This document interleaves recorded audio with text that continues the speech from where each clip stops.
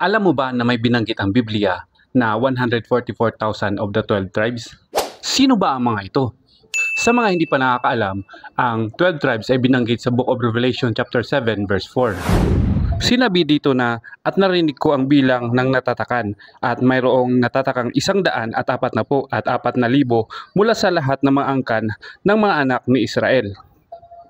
At sa bawat angkan ay may natatakan na 12,000 sa kanilang noo. Ano yung itinatatak sa kanilang noo? Malalaman mo yan sa susunod kong video.